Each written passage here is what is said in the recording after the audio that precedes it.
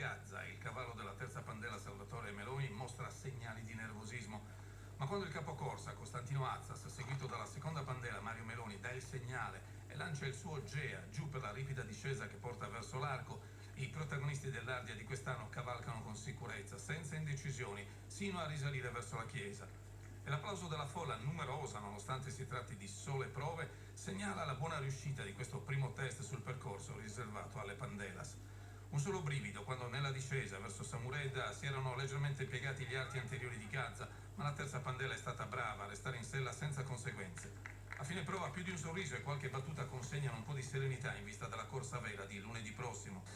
No, ma è andata tutto bene, vai. Non c'è altro da dire. Sei sereno per me? Sì, tranquillissimo. Tranquillo. Ero tranquillo anche prima, però no. Oh. Più distesi anche coloro che più di altri vivono con ansia questi momenti. Mi sono sembrati abbastanza tranquilli, poi le prove servono per rendersi conto, quindi migliorare. Stasera un brivido magari imprevisto. Sì, vabbè, l'importante è che ci sia stato oggi e che poi vada tutto liscio lunedì prossimo. Le prove servono anche per quello. Visibilmente soddisfatti anche quelli del comitato Santo Antino. I cavalieri sono abbastanza esperti e, come si è visto anche oggi, abbastanza capaci. Hanno buoni cavalli, quindi speriamo che vada bene per tutti.